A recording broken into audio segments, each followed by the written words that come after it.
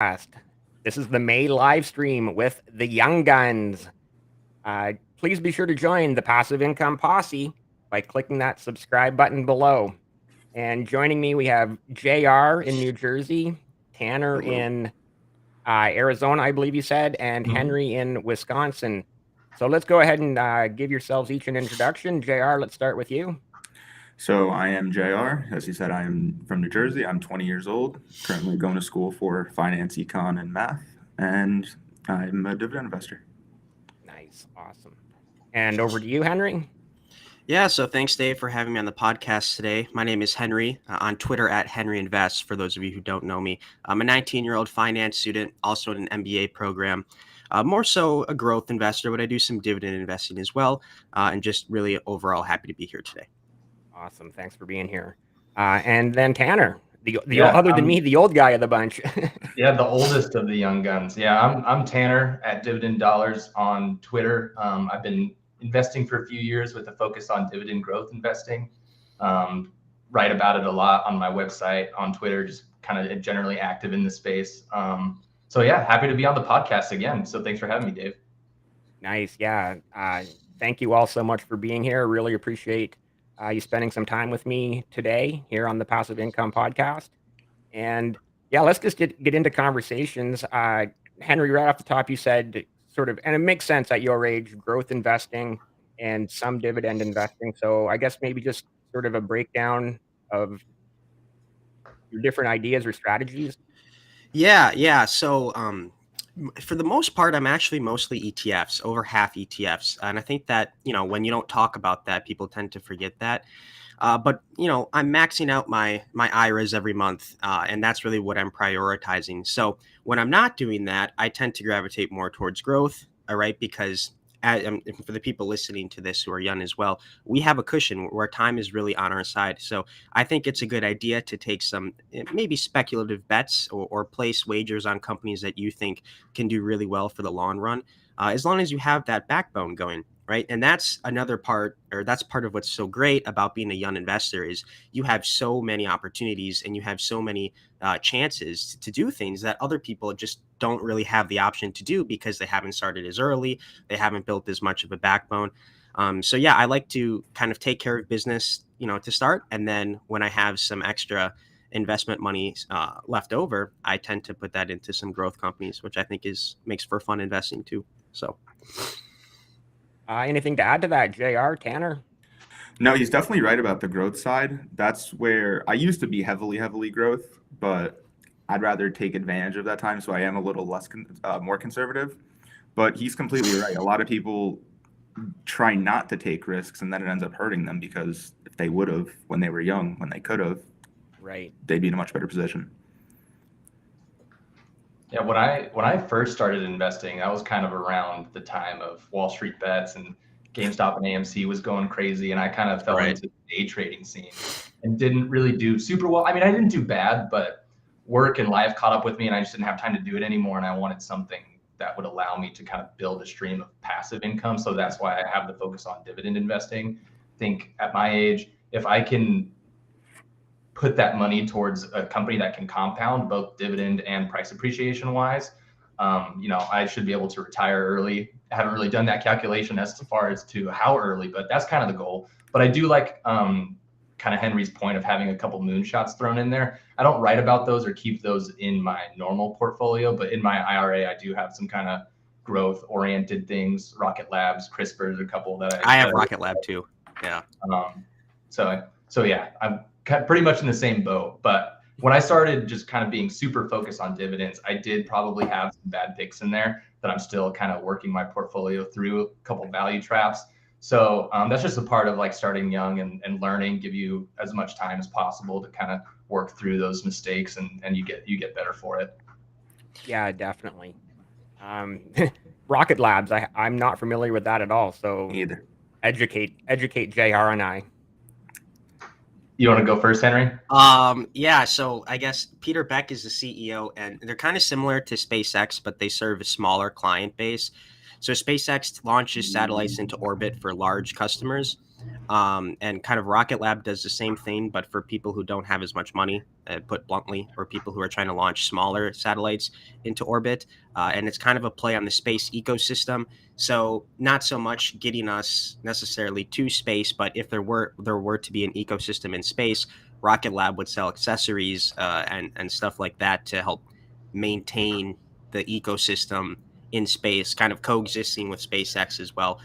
Quick thing about SpaceX, if you didn't know, Google actually owns 10% of that. So if you buy Google, you actually get not indirect, you get direct exposure to SpaceX. So yeah, kind of interesting space play Rocket Labs is. That's cool. I didn't know that about Google. But one of the things that I thought was really interesting about Rocket Labs, and I don't know how big of a portion of their whole business it is, but the space ecosystem, like part of it is cleaning the atmosphere of debris and old satellites and that kind of stuff, which is like over time will be a really, really big problem, and problems tend to be lucrative. So I think they're at a good, it's a long way coming before they really get to their full potential, but it's possible.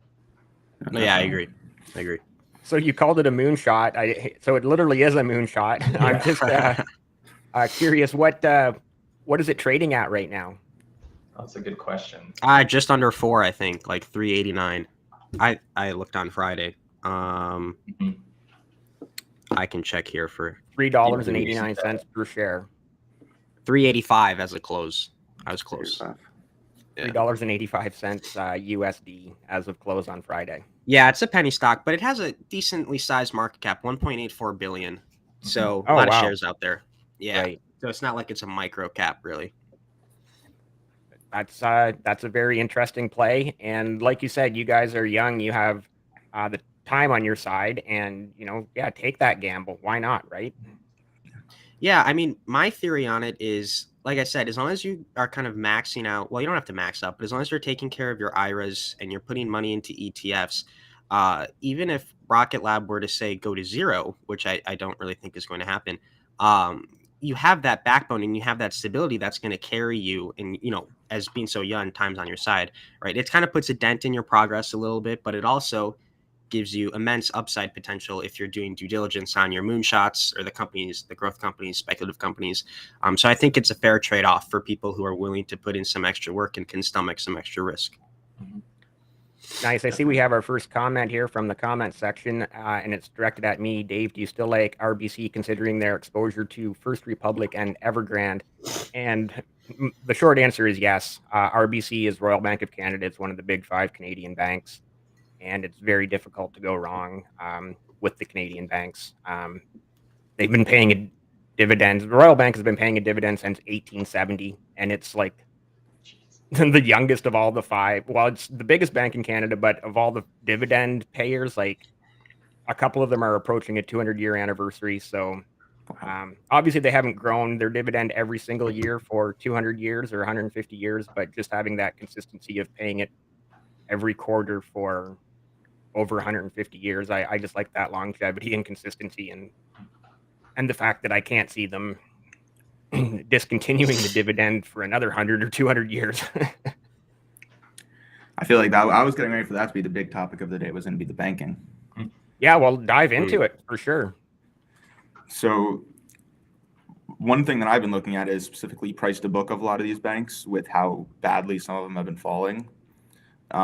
Personally, like I have Citi right here at 0.42 price to book, Bank of America at 0.877, and I think JP Morgan's around 1.315, which I don't think we've seen these numbers since like 2008, 2010. So I'm just curious what you guys think on that industry. So okay, go ahead. No, Tanner, go ahead. I was gonna say price to book. That's more so like a valuation multiple, correct? Yeah. I'd say pretty much just banking in general is going to be pretty undervalued right now. What you really want to look at is you want to dive into the books, and you want to look at their like loan to deposit ratios. You want to look at their net interest margin. Like a lot of the banks that were going under, they were loaning out a lot of money a year or two ago when rates were super low. And now within the last 12, 14 months, rates have risen the fastest we've ever seen them risen within the last 4 or 5 decades. And so their net interest margin is getting squeezed on both sides because they locked in a ton of loans at this really low rate. And then their deposit rate started increasing So they had to pay for the deposits that they were using to fund their loans, and they were just getting squeezed so hard. When people look at that, they get scared, they pull their deposits out, and you get a bank run, and that's happened 3 times now already, which is pretty crazy. So, I mean, if you're looking at a big bank, like if you're looking at a big bank, like something that's too big to fail, like Bank of America, JP Morgan, or a couple that come to mind, I would say you're pretty safe at like looking at a price to book and using that as a good metric is like, this is a good time to buy. But otherwise, wasn't Credit Suisse too big to fail? Sorry, what was that, Dave? Wasn't Credit Suisse also too big to fail? That's true. That's a really good point. Yeah. So you really got to dive into their portfolio. And I mean, a lot of these banks also had the issues with buying bonds at the bottom too. Right. Because they just had all this capital and didn't know what to do with it. And they're like, oh, let me just get this tiny interest rate on these bonds. Terrible, like really bad bank management. And I work in the banking industry. So this is like, I could talk for days about this. This is all I hear every day. So I would just say dive into the books. That's the main thing. You want to make sure that they have a healthy balance sheet and that their margins are nice. Yeah, just a couple things I'll add on to that. First, I think you explained a lot of the banking crisis in really good terms. Secondly, we saw recently, I think there was a bank, I can't remember the name. A Wall Street Journal put out a hit piece on them saying they were insolvent. And then basically they said, we're going to take legal action, and their shares rallied pretty immensely. So I think there's a lot of fear going on right now, maybe some bad journalism. And that can actually lead to bank runs if you get enough fear in people, even if the bank is operating correctly. So I think that's something that people should really take into consideration. The other thing I want to mention is Janet Yellen of the U.S. Treasury said that the United States Treasury Department, or I guess the FDIC too, would bail out any bank that posed systematic risk to the United States of America. So I guess they deemed SVB was systematic risk. But what you get when you say a statement like that is somebody, say from Oklahoma, is in an Oklahoma regional bank. Well, why should they keep their money in that regional bank when if they move it to JP Morgan, they know that all of their deposits are going to be covered and insured, because if JP Morgan goes under, well, obviously that's systematic risk for the US. So I think what we're going to see is a lot of concentration, and that's what we kind of have been seeing with deposits into larger conglomerate banks such as JP Morgan. And those banks are also buying up like First Republic, right? Even though I technically think they weren't allowed to, or they weren't supposed to. Maybe there was like some discrepancy there. But for me, banking is very speculative right now in a lot of those regional banks. I'm sure probably more than half or a lot of them are going to survive and post huge gains. But I'd just rather take my risk in different areas. So the only bank that I have any exposure to really is JP Morgan. And then I have a little bit of a gamble on SoFi, which I don't know if we want to talk about that, but they had some fears of loans on the books growing, similar to what Upstart had, and that led to a lot of fear and people selling off the stock like 35% in a couple of trading days, which was quite impressive how quickly they brought it down. Gotcha. Yeah, no, I was curious because I think the last time me and Dave had talked, we had brought up banks and real estate and financials. And I had said, like, I don't own any at the moment. And I still don't think I own any financial companies. But I feel like this is probably the best time, at least valuation wise, that I've seen. But obviously we have crazy volatility and unforeseen things coming. So yeah, not a bad idea to like maybe start and scale in at this position, I think. But another thing that may interest you is not only banks, but looking at like bank transaction software companies like Jack Henry and Associates. They've been around for forever. They have a decent dividend. I just started a position in them not too long ago, and I had Fidelity National, their ticker's FIS. These guys just provide technology solutions to banks, and I think it's kind of like they're one step away from the risk by being a software company for banks, but they also, like, as these banks start going under and banks start consolidating, I mean, I think it was like maybe a decade or two ago, maybe a little longer, there used to be 15,000 banks in the country. Now there's like 5,000. So if that consolidation continues to happen, maybe that's not good for these companies. I'm not entirely sure, but I do think software for banks is at an interesting proposition right now. that is interesting. So I've can never we heard of Jack and can we Henry. talk about Upstart? I mean, Sure. Upstart is a company that I've been like kind of destroyed on, but they are a software company for banks, and so they've really been hit recently because credit delinquencies and defaults are expected to go up. But something that, people should keep in mind is Upstart doesn't really assume the risk for a lot of those losses. It's actually their bank and lending partners who do. So they report on Tuesday after hours, and while I expect it to kind of be somewhat of a disastrous quarter, I don't think the losses are going to be as large as people think on Twitter. But yeah, just throwing that out there for anybody listening. Upstart's kind of a software solution for banks too, although very risky and very risky. I want to go back to what you mentioned, Tanner, about 15,000 or 50,000 banks down to 5,000. Is that branches or actual different numbers of different types of companies? Because I know in the States you guys have tons of regional banks. So, like, was there that many different banks? Or just... not branches, entirely different banks. And so I work for a bank. You can fact check this because I don't actually know, but I just had lunch with the CEO of my bank last week, and this was a figure I heard from him.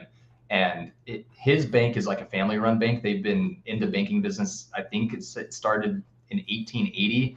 So his grandfather started the bank. His grandfather, his dad, the three of them, those three generations that have ran it so far, they've all done a handful of acquisitions and mergers into our bank. So they're part of that consolidation. So I heard that number from him. I'd assume it's pretty safe and accurate, but in general terms, the number of banks has consolidated a ton in the last couple decades. Yeah, that's absolutely mind-boggling to me. Like I said, we have what we call the Big Five, and then there's a sixth one, so we call them the Big Six banks here, and then a handful of regional banks. I don't think we'd have more than 10 or 15 different banks in all of Canada. Obviously, there's a much smaller population as well, but just opposite ends of the spectrum of 10 or 15, maybe 20 total different banks to 5,000. Yeah, I can drive down like my city and find 10 completely different banks. So it's definitely pretty diversified here. That's, like I said, to me, that's just absolutely mind-boggling. I'm curious, how I don't really look at Canadian banks, nor do I know the regulation behind them. How has what happened here affected the Canadian banks, if it has at all? Yeah, so Tanner's, I'm sure, old enough to remember 2008, and JR and Henry are probably old enough to kind of remember it a little bit. Obviously, you guys were much younger. That was in first grade. So 2008, there was a huge financial crisis in the United States. And of course, anything that happens in the United States, Canada is affected by it simply because of, geopolitical, like we're right next door, we're your neighbors, United States is our number one trading partner. Several US states, Canada is their number one trading partner. And so, yeah, everything that happens in the US happens here as well. With that said, the Canadian banks were much more insulated to that housing crisis because, and Tanner, correct me if I'm wrong, but what happened there in 2008 in the US was, the banks were just giving mortgages to everybody and their dog. Like literally, I see Tanner's dog behind him there with a mortgage from 2008. And so obviously not all of those mortgages were, secure or safe.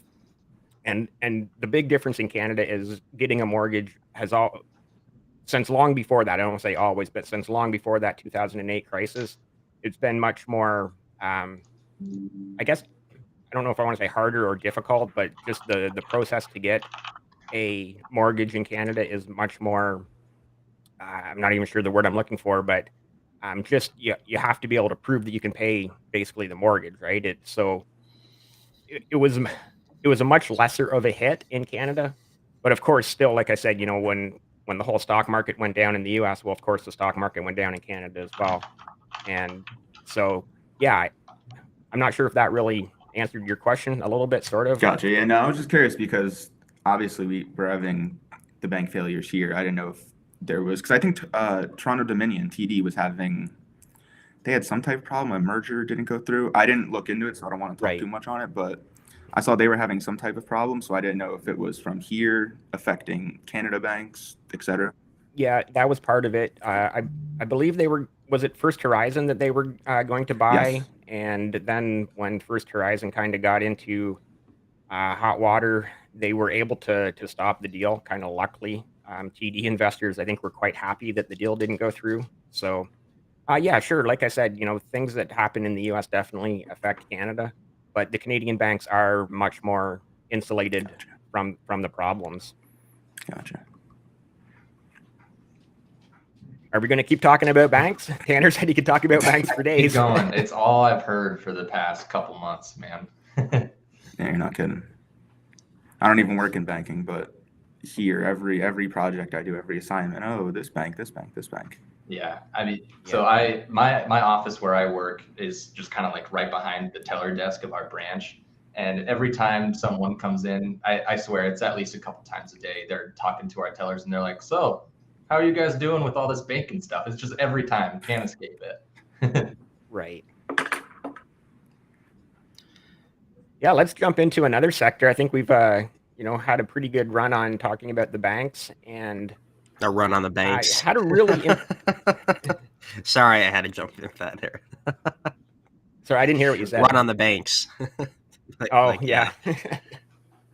Didn't even realize I said that. Yeah. Sorry. So I had a really interesting conversation on the Passive Income podcast yesterday with Joe, who's in his mid-40s, early 40s, and he was right into real estate investing. And he started at a young age as well. He was able to buy his first property at like 22 years old or something. And I'm just kind of curious what your guys' thoughts are on both physical real estate investing and REITs. I'll start with physical real estate investing. This is where I'm in, is my house. I bought it when I was 22 or 23. So I was kind of in the same boat as that guy. Congrats. Yeah. But rates were like totally different then. Like my rate is 2.6 right now. And first time home buyer, I only had to put down like 5%. And I was like just out of college. I only had a couple $1,000s to my name, but that was all you needed apparently. So like when it's a buyer's market, do it. I mean, there's a reason why most people, their net worth, a majority of it comes from real estate. So the sooner you do it, the better. The longer you have for your real estate to appreciate. I'm kind of a proponent of house hacking. I've got 2 roommates living with me. Like my mortgage is covered through them, and one day I'll move on to the next one and hold on to this as a rental property. So like same as Henry's philosophy on like compounding with his growth stocks, like real estate can do the same thing for you. It takes time and it's difficult, and the management is one thing that people don't think about. Like I'm gonna have to replace my AC unit soon, and that's gonna set me back like 18 grand. So you got to be ready for those kinds of things. But it's definitely something that shouldn't be overlooked. Rent is, you're throwing away money when if you have your own place, that money goes to an asset that you hold on to. There's always the kind of argument of if it's an asset or a liability, if you have financing on it. I mean, in my opinion, it's an asset. As long as your loan's not underwater, it's an asset and you can make your mortgage payments, you're fine. My opinion on that, I think, is very clear, is that the house itself is your asset and the mortgage is your liability. Asset minus liability is the worth, right? Or the net, net worth. So so that's my opinion on physical real estate. As far as REITs go, I'm not a big proponent of REITs. I do own Realty Income because that's like a staple. I'm actually thinking of getting rid of it though. I feel like retail, I just don't like the way REITs operate. And I don't think physical brick and mortar retail is going to be super strong if the economy gets worse, which is always a possibility. So I do like industrial real estate though. And that's mostly because of where I work. We finance a lot of industrial real estate, and that's super hot out here in Phoenix. And I haven't started a position yet, but the only industrial real estate REIT that I can find is EGP. And they're the only ones that kind of I've been able to find that has a focus in the Phoenix market. So I like to invest in things I'm comfortable with. I'm comfortable in knowing like what's going on here. So I want to research that a little bit, but otherwise I'm kind of hands off on REITs. I'll just take this quick from Blondie Viral TV. My favorite REIT is called RioCan. It's a massive REIT here in Canada, pays a monthly dividend. They have a lot of retail properties, but they also have several other properties across Canada. So they're kind of, they're not into just one sector of REITs. I'd have to really go through and dig through their portfolio to see everything that they have, but I'm quite sure they have, some apartment REITs, some industrial REITs, and I know they have a lot of retail REITs. So I really like the monthly, all of the REITs I hold in Canada are monthly payers. and I know that's why you also like Realty Income. Oh, a lot of people love that monthly dividend. Uh, Jr. Over to you on your thoughts on both physical real estate and REITs. So I'm with Tanner on this. I don't love the idea of REITs, but it wouldn't stop me from buying them just right now with what's going on in San Francisco, New York, and all this real estate just going from 300 million to 60 million at like a sell price is crazy. We're talking like Yeah, 33, 50% downturns in less than 3 months. So for now, I'm hands off with REITs, but physical real estate, I only have a taxable account. I do not have an IRA. I do not have 401k. I know, sorry. But I love the taxable because I can borrow against it in the future and use it to then go and buy a home, an investment property, something right. in that type of area. But I like the idea of physical real estate, not the idea of REITs. Yeah, and you guys are young too. That you're, definitely in that range that you don't have to go out and buy a house tomorrow. Yeah. You've got several years to kind of start that process. And Tanner, great, good for you being able to start it as young as you did. But even if you don't start until you're 30, that's still not the end of the world, Yeah, right? I lucked out with my scenario, but I would add to what you just said, JR, about kind of the IRAs and stuff. I just heard this. I don't know if it's true, but I believe as a first-time home buyer, you can pull money out of your IRA tax-free You can. without being Oh, you deducted can. to put it as Yeah, a down you payment can. towards your very first home. Do you have to Yeah. live in that home? I would assume so. Yeah. Okay. That's the same deal with FHA loans. It's like 3.5% down, but you have to live there. Yeah. Yeah, that's why I was asking, because I know that's the rule, and you have to live there for a year before you can even go Right. and rent it out or do anything else. So I'll give my take here on both. I think physical real estate is a way, just another way that younger people get exposure to leverage, which is not ideal for I think 90% of people. I don't think that most people accurately assess, because rental property sounds great. Oh, well, the tenant's going to cover all the payments and the expenses. But I know a couple of people who do commercial real estate or real estate in general, and tenants don't always pay. and sometimes you have a furnace or an AC unit like Tanner had mentioned that goes out, in which case that sets you back. So unless you're in a really strong capital position, it's not always a great idea. And if you're relying on the tenant like 100% to cover all of your expenses, well, you better make sure you have a good tenant. So I think real estate is great. I think there are a lot of embedded risks that people tend to overlook, especially young people who are just anxious to kind of get their name out there, get exposure to leverage, and like start building cash flow. So I think it's not meant for everybody. I think people should really assess the risks on that more. And then in terms of REITs, I actually own one REIT, Vici Properties. Oh yeah. They own the buildings. They're the landlords for all the hotels like the Venetian and everything on the Las Vegas Strip.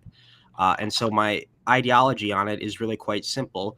If MGM and Caesars don't pay their rent on those buildings, it'll be very easy to find somebody who will come in and take their spot. So as well, I think those property values will probably retain their value better than a lot of different areas, simply because it's an absolute staple as to where they are located. Not a monthly dividend payer, quarterly. But yeah, I like Vici a lot. Real estate in general, I'm bearish on. I think as they have to go and refinance a lot of these leases, property values are going to fall even more. Payments are going to become higher. I think that when the tide goes out, we're going to see who's swimming naked, similar to what we saw with banks.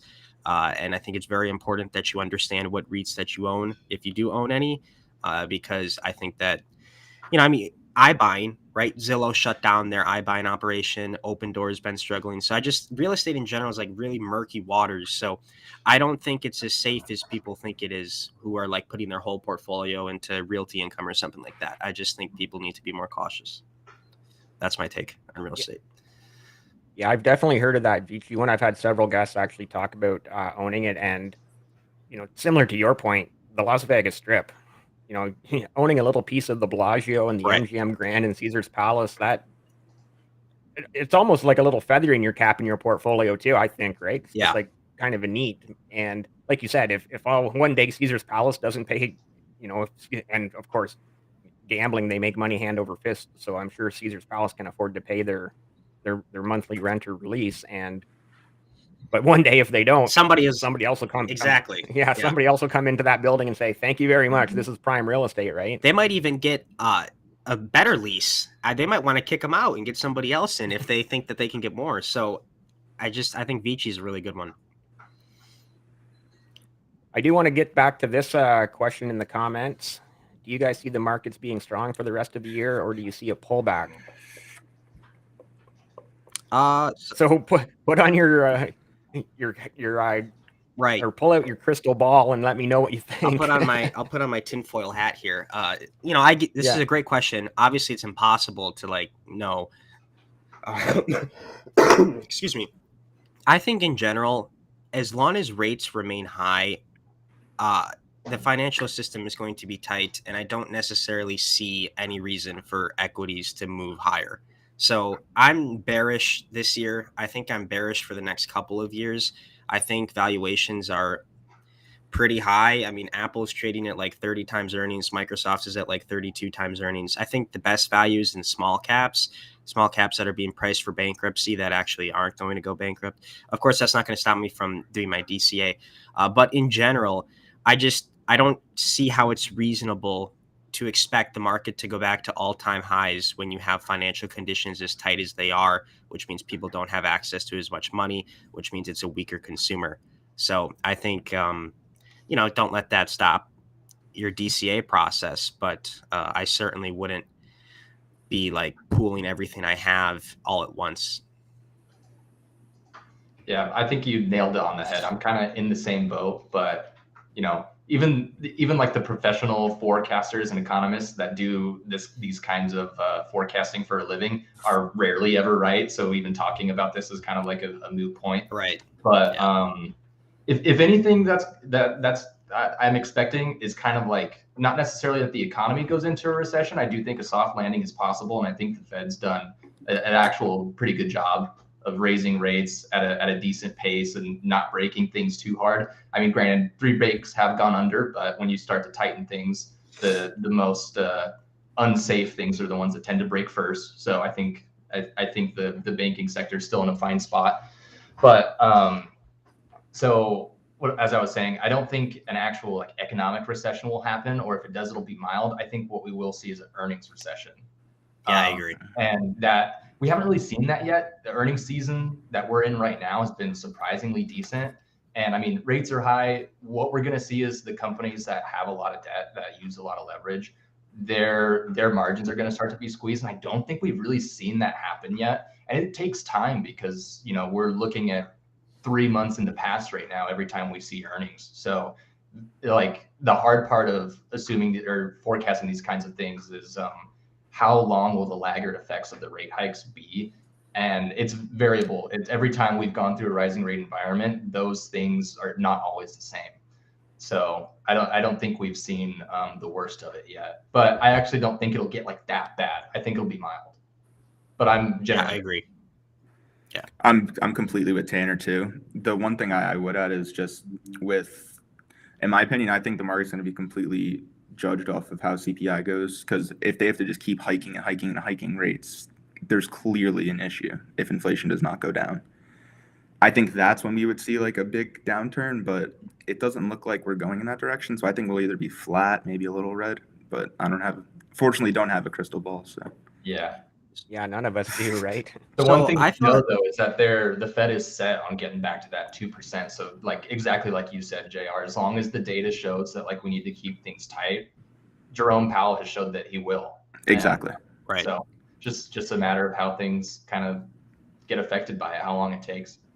Yeah. In the short term, though, I was going to say I think over May, the next few weeks, all the earnings come out for the big companies. I think Microsoft reported last week. And I think more companies already have, actually. There's not too much left on my radar that hasn't reported yet. Yeah, most of them would. My portfolio, I still got 3 or 4 left. So nice.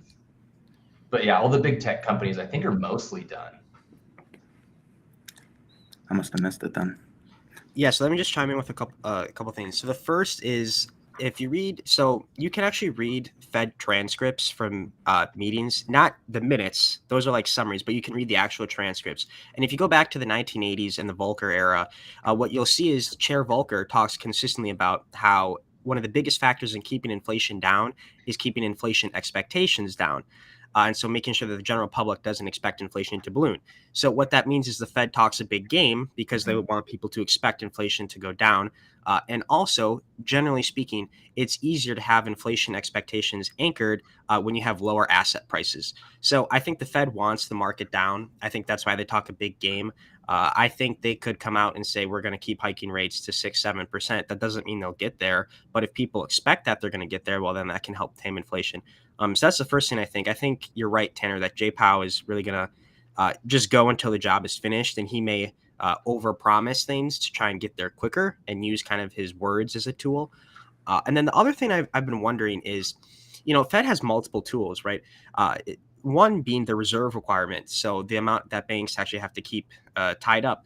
If he were to lower the reserve requirement, which means that their banks can lend out more money to people, but rates are still high, I've seen a couple people say that would actually be beneficial towards a soft landing. I've heard other people say that would actually be predatory by getting people locked in at higher loans. Curious if anybody has any thoughts on that, kind of in between myself. But I think, in general, more access to credit, if it's somehow affordable, would probably help the soft landing theory, even if rates are high. I know that's kind of like I spitballed a big question there, but No, yeah, you're good. that's I'm just an trying to process interesting it. question. I didn't think about changing the reserve requirements. I don't think it's smart in general Me either. to change them or to lessen them.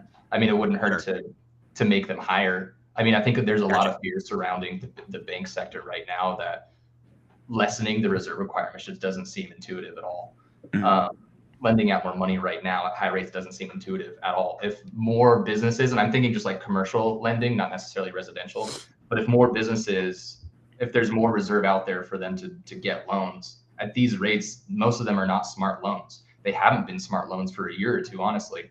I'm seeing a lot in the banking sector where a lot of construction was happening right before COVID and during COVID at really low rates, and giant apartment complex projects, retail, real estate projects, all these things were being built at really, really low rates.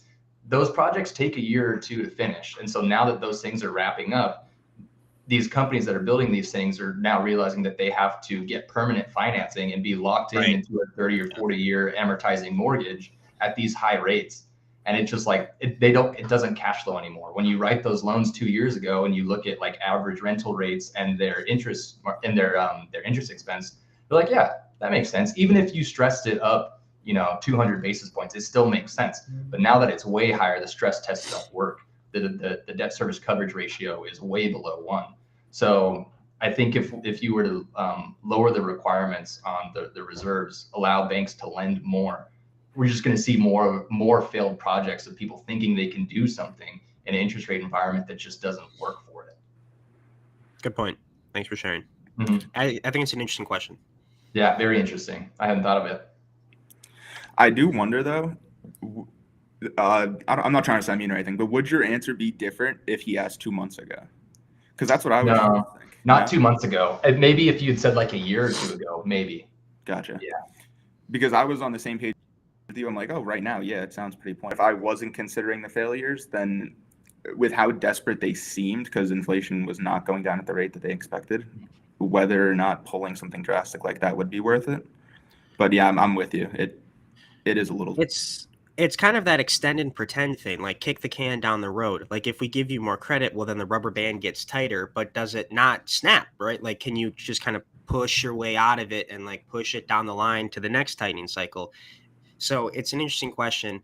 I also think the other thing you have to evaluate is where rates are now. Like in the recent 10 years ish, rates are high, right?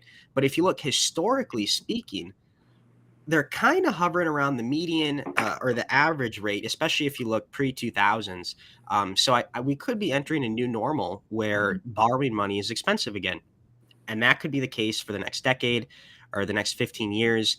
Who knows? I don't think it's reasonable to expect interest rates to remain as low as they have for a long time. I mean, we saw the little blip in 2018, but then that kind of just was evaporated really quickly. So I think people, well, of course not financial advice, but I think people listening or people in general should brace themselves for higher interest rates for a considerable amount of time. And I think that's the best way that you can prepare yourself, is to overprotect yourself and always imagine worst case scenario. So I think mortgages could remain, 7-8% for the next couple of years.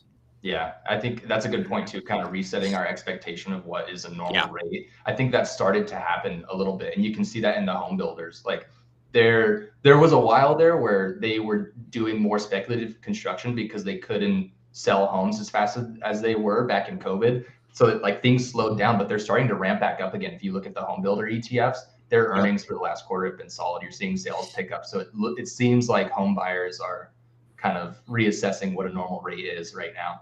Exactly. That's a great point. So your take, both Henry and Tanner, sounds like your take is the Fed is going to keep raising rates for the foreseeable future. I think we stay where we at for a while, unless I agree. data is like really showing that inflation is bouncing higher. Right now, inflation has consistently shown small decreases for a couple months in a row now. I think 5 or 6. So as long as that keeps happening, we may not see a cut for a while. But as long as things go down, as long as CPI continues to head down even slightly, I think we'll stay at this level for some time. So you think they'll just hold and not increase or decrease? Yeah, as always, depends on the data, but I think that's what's most likely. Right. And I think the Fed futures market, that's kind of what's being priced in. I think that's what most people think. Yeah, I completely agree with that. 100%. So I believe the last announcement, the Fed did raise on their last one just a week or 2 weeks ago. This Wednesday, 25 basis points. And so the comparison or the comparable in Canada, they're called the Bank of Canada. And their last announcement, they had obviously been raising rates as well to, fight inflation. But their last announcement, however long ago it was, a month or so ago, they actually held. So, which again is a little bit different because usually they follow, again, Canada sort of is, affected by what the US does. So quite often they'll just, if the Fed raises, the Bank of Canada raises. So it was kind of what's their a bit of a discount reversal rate? that they held before the Fed did. What's their rate right now? Like, what's their discount rate? I'd have to look it up. I'm not 100% sure. Okay. Yeah, it's interesting. I think a lot of people are going to say the Fed has overdone it. And I think that a lot of that notion comes from, the idea that the Fed raised so quickly and so suddenly. I think the Fed should have started raising a lot earlier at a lot more of a consistent path. And then I don't think it would have been as big of a deal. I think people, it still would have been a big deal, but I think people would have had more trust in the Fed. It's kind of when, because I listened to Powell do all his press conferences, and the first 75 hike he did, he's like, this is a hike that is not common. It's unusually large. We don't expect hikes of this size to be common in the future. Then he hit us back to back with like 2 more 75s, and so I think that the pace at which they increased rates is what has caused a lot of distrust in the Federal Reserve. So future planning, I think the Fed should probably be more clear and hike us a little bit at a slower rate. And it's kind of laughable now when you look at it and like you see how much money they pumped in during COVID, and then to watch the Fed chair sit and testify and say that inflation is transitory, like that is literally laughable. You printed how many trillions of dollars, and then you're like, where did this inflation come from? Right, exactly. So and then we're so slow to act on it too. Right. So there's a lot of missteps that the Fed's taken, and it's cost people their jobs. It's cost people high mortgages. It's cost people increased, spend inflation at the grocery store. So the Fed is responsible for a lot of this, and people have a right to be upset. They've handled it, I think, at the beginning extremely poorly. I think now we're in appropriate monetary policy, and people have to tame their expectations and reevaluate what's normal. Yeah, I was waiting for that word transitory. Yeah, I remember that whole phase, inflation transitory. So much for that, huh? But I think since they started raising rates, I think they've done a good job. I think we're at a good level, and I think they have a grasp on what's happening. They just moved way too slow. Yep. And so then they had to front load hikes, and you get set 3 75s in a row, which causes mass panic, and it causes things to break very quickly. So yeah. Yeah, well, they came out swinging, right? All of a sudden, inflation was at 7, then 7.5, then 8%. I think I saw today the United States hit 8.5%, and Canada hit 8.9% one month. Yeah, And something so, crazy. And those are yeah, like so dumbed down numbers too. Like, let's be real. yeah, That's just the yeah, CPI exactly, headline. Yeah. exactly. Uh, And so, yeah. they came out swinging with those 375 basis point hikes in a row. They had to. The funny thing about CPI too is people tend to forget it's literally just like a basket of goods that they buy every month, like a movie ticket, or something out. Like it's just random goods. So I Yeah, mean, apples. yeah. So is it really a good metric to value inflation? I don't know. But the whole thing is really quite an interesting process. The more you look into it, and the more you understand about it, the more you kind of realize just how crazy it all is and how powerful the Fed's tools are on such what I guess can really be classified as nominal data with a basket of goods, one basket. But yeah. Right. So where do we see? I think we have to see it. Well, we have already seen inflation starting to come down, and we do really need to get back to that comfortable 2% inflation, where it's just the economy is growing nicely and people aren't hurting. Um, and of course, I don't have a crystal ball either. None of us do. So, when is that going to happen? I don't know. Um, I I really don't want the new norm to be a 7 or 8% interest rate. I don't want when my mortgage is up for renewal, all of a sudden I go from 2.5 to 7. It's going to be like, huh, I guess the for sale sign's going out front. Yeah. Well, what's your question specifically? Sorry, there was no question. That was just a random Okay. thought. Yeah, I mean, I don't know. I Part of the issue right now with home ownership is a lot of people have mortgages locked in at 2% rates, 3% rates. And so when you have a mortgage like that, well, you don't want to move or you don't want to sell your house. And so that actually keeps housing prices somewhat inflated, which makes it even more difficult for a prospective homeowner to buy a house because nobody wants to sell their house, which means there's less supply, which means the demand is higher, which means prices are higher, but rates are also higher, right? So it's an interesting Yeah. problem that first-time home owners face. So I'm not sure how to fix that. I think Chair Powell has said multiple times that the next generation of home buyers kind of needs a reset on housing. So who knows? I don't know. It's an interesting topic. Yeah. And part of the problem there too is like, the price of everything going up and wages aren't keeping up with, well, wages haven't kept up with inflation since the 70s. Like, I was born in the early 70s, and I don't really obviously remember the late 70s. Well, I remember being a kid, but obviously I wasn't into business. But I do remember, or people saying, you could buy a new car for $5,000, and you could buy a house for $50,000, and Yeah. you were getting paid, and at the time you were getting paid, say $10 an hour if you had a good job, and obviously people are still making, not much more than $10 an hour, and all of a sudden now a new car is $50,000, what that house cost 50 years ago. Right. And yeah, so that's my take on inflation, I guess. Yeah, and to add insult to injury to what you just said, we're all more productive in our jobs than we've ever been, too. And we're Yeah. not getting Yeah, rewarded for that in terms of livable wages. It's crazy. right. Yeah. I do want to get sort of your take on sort of another topic, yourself being young investors. And I don't want to harp on this, but I'm going to a little bit. Just again, talking about way back in the day, but you guys don't know how lucky you are and how easy you have it as far as investing.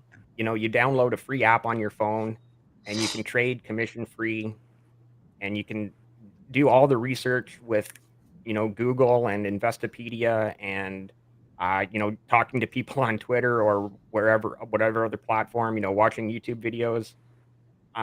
So I guess just what's your take on the technology that you have? And obviously, you guys probably are also the minority in your age group. A lot of your friends probably aren't investing, and sort of let's talk to that. Sort of what do you try to tell them? I'll go first. So I've been I've been doing it since I was probably 16. I'm 20 now, so it's been 4 years. So for the most part, they're all used to it now. But I've my main friend group, I've got most of them to join with me. They also buy dividend stocks, mainly ETFs. They're not as research based or into finance itself, but I got them hooked as well. Oh, good. Great. That's awesome because, yeah, and ETFs are easy, right? Another money manager Exactly. kind of takes care of that for you. You just kind of dollar cost average in every paycheck, put your 50, $100 in from every paycheck. And like you guys said earlier, you have time on your side. So that's amazing. Exactly. If anything, Yeah. what I think the conversation I end up having with people my age is about 401ks or Roth accounts. The amount of people my age that are, within their first 2 or 3 years of their career and they're not putting money into their company sponsored 401ks with a match, like, what are you doing? That's usually where I start. Right. Like, you don't even have to think too hard about it. They have like age planned portfolios for you. You just have to put the money into it, let it sit. So that's usually where I start. And then if people get interested, talk about, TD Ameritrade or Webull and get people into picking their own stocks if they have the finances for it. But most people just need to start with the retirement account. Honestly, the amount of younger people I know that's a foreign world to them is just it's kind of scary, actually. Like, you got to start now and you're going to be set. Yeah. And if you have that employer match, you really have to be taking advantage of that, right? Like, that's just money on the table. Or if you're not doing it, you're leaving it on the table. Yeah. So, Henry, being the youngest, what are your thoughts on like some of your friends and your circle? Yeah, so I keep a relatively small circle of people close to me, and inevitably, anybody who's my friends, we talk about stocks actually quite often. Mostly That's awesome. like meme. We like talking about like J Pow memes are funny. Well, like we're secretly at heart like degens and doing like all the talking about all the stupid stuff, but all of us have that financial backbone of the IRAs and that those kinds of important financial instruments. But I think for my friend group as a whole, finance is pretty integral in that. We chat about it a lot, but it doesn't really make up who we are. We'll spend like every weekend we get together and we kind of like talk about, okay, this is what I'm doing this week. This is what I've been thinking about. This idea came across my Twitter feed or whatever. Any thoughts on that? We kind of bounce opinions off each other. So we're responsible, but we'll also go out on a Saturday or something and do something that's maybe irresponsible. So I think it's just a fine balance of figuring out people that you trust, people whose opinions you value, and like it's great when you have somebody to bounce ideas off of. And I think just adding on that, you talked earlier about the information that's available to us as young investors or like the social media platforms. I absolutely love Twitter. I'm infatuated with it because you can get so many different ideas from so many different people who have so many different experiences and backgrounds, and like you can see maybe how somebody would view something this way versus how you view it that way. And so I think for cordial discussion on Twitter is an amazing part of investing.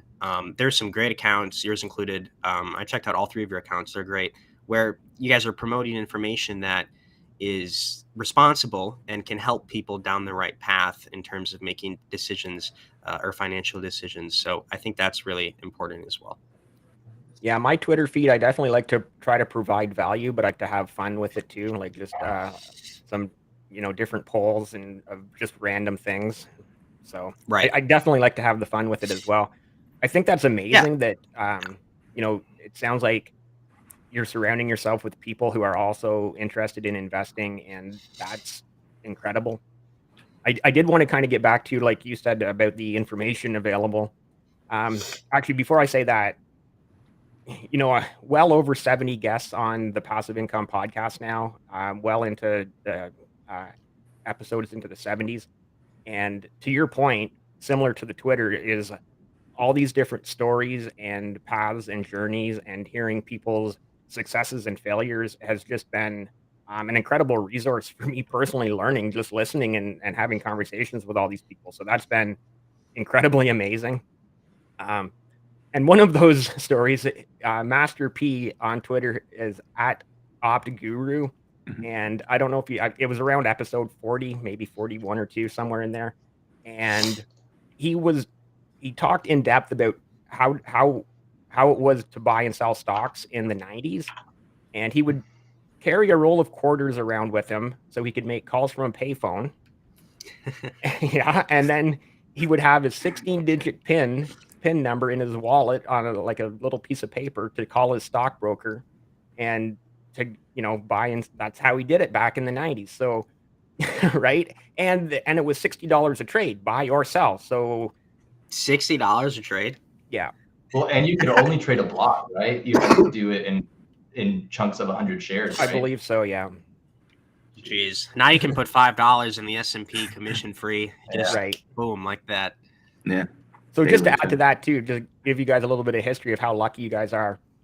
Then when online banking came on and the banks started offering, trading platforms within their online banking, it started at $29.95 was pretty common. So all of a sudden it was like a great deal because that $60 was cut in half, right? But that was still $30 for every trade, buy or sell. Right. And then it went down to $9.95, and I think some of the banks platforms are still at $9.95, which is mind-boggling to me because, like you said, you can now do it for free. So they're, in my opinion, they're not competing very well.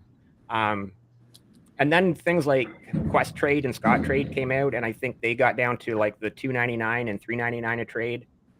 And then obviously just more recently, the last few years here in Canada, we have an app called Wealthsimple, which is free commission for trading Canadian stocks. You pay a small commission if you want to trade US stocks. And obviously in the US, you guys have Robinhood and other platforms that are commission free. So I think there's fees for OTC. I think Schwab is $7 a trade for an OTC stock, something like that. Yeah. So, but why would you spend that commission dollars now when you don't have to? That's my opinion, right? Like, yeah. So a little bit of history for you guys. Yeah. Yeah, that's crazy. I can't imagine trying to do what I do now with all of those like walls up to try to make that work. Right. That'd be cool. Yeah, like imagine you own a company and they put out a PR saying that, we're going to zero, and you got to take your quarters and call up your stockbroker and be like, hey, I need and by you to that sell time this it's stock too right late, now. right? Yeah, that trading's halted, it's done, delist. FRC moment right there. Horrible. Yeah. Anything to add, JR? No, I was gonna say, like, I genuinely can't imagine having to make a phone call, pay a commission to then just get out of a trade. I mean, I sell options. I didn't bring that up earlier, but sometimes you want to get in and out of these trades depending on what kind of strategy you're trading. But I couldn't imagine having to make a phone call, pray this stock's gonna stay up, and then still lose money on the transaction in the end because you're gonna pay out $30 of your profit. If you before you made the phone call, you had to find a payphone. That too, yeah. I don't even think there's any left in my state. Were there people who lurk around the payphones, trying to find prospective stock owners who have like a lot of money? Like, I feel like that would have been a thing in the past too.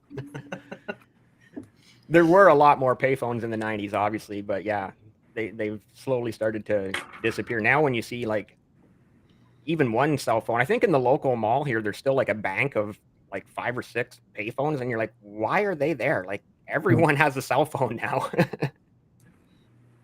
Burner phones, in case you gotta make a serious call. And then the amount of information we have access to is crazy, but that also kind of has changed the game a little bit. I mean, computing power is so strong now. You just like normal person can't try to compete against like algos. If you're trying to like trade on news, there's no way. You just can't do it. And there's so much fake news out there too. Like it's good that it's accessible, but it's a different ball game now too. Yeah, you really have to weed through the information and determine what is good information and what is not so great information. Mm-hmm. And it's only getting harder as we have so many people trying to get the information out to us first. So they don't take the time or the due diligence to make sure it's accurate. Yeah. No, I really miss the days back in the 80s when the 6 o'clock news by Walter Cronkite or Dan Rather, and it was just, these are the facts.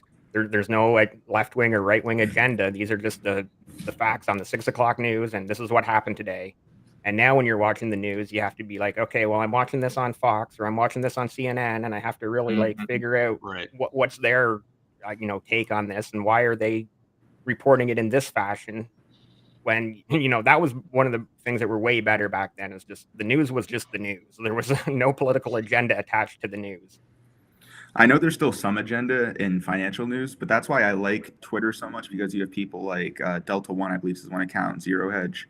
Those guys obviously may have some bias, but considering it's financial information, there's only so much bias you could put on it because numbers are numbers.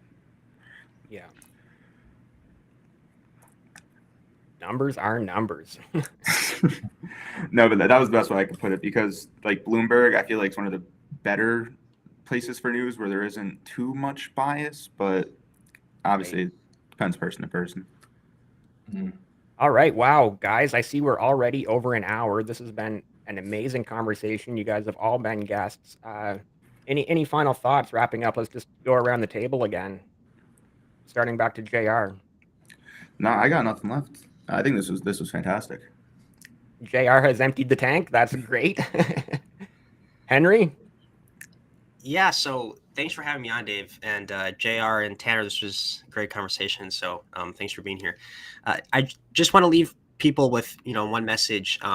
Whether you're 40, you're 20, or you're 18, I mean, investing is important. You should be proud that you're investing. That's a great point. Don't take everything super serious. Like, just when in doubt, zoom out. Right. Remember your time horizon. Do what works for you. You don't have to do what works for somebody else. Only you know your situation. Only you know who you are, what you're comfortable with. So just do what makes you comfortable, right? And stick to your own process. And if you're consistent in the long run, you'll see returns and you'll see everything come full circle. So just relax a little bit, have some fun, and do what works for you. Yeah, great points. Just get started, whether you're 18, 20, 25, 35, 40. Just get on base is my saying. Like Moneyball, the movie Moneyball, just get on base. Right. And great Love points, that movie. sort of that when in doubt, zoom out. Awesome. Yeah, thank you for being here as well. Tanner, over to you for some final thoughts. Yeah, I mean, you guys took it like right out of my mouth. I mean, like the joys of compounding is awesome, and you can experience that at any age. So there's a reason why time t is like in the exponent of the compound interest formula. So like it doesn't matter how many years you have in that t, as long as there's at least one, like you're progressing. So That's a good point. Yeah, I tell you that compounding is great at any age. Like I said, I think I'm in my last week of my 40s. I turn 50 like next week or something. And watching that snowball grow, watching those dividends roll in every month, every quarter, and just seeing it get bigger and bigger, it's like it still feels great. So Right. So thank you so much to each and every one of you, JR, Henry, Tanner. You can find these guys on Twitter at JR Dividends, at Henry Invests, and at Div Dollars, I believe. Yeah. So thank you again so much for being here. This has been a great conversation. You guys are also very knowledgeable for being so young, and that's incredible and encouraging as well. And of course, if you are still watching, please be sure to hit like and subscribe.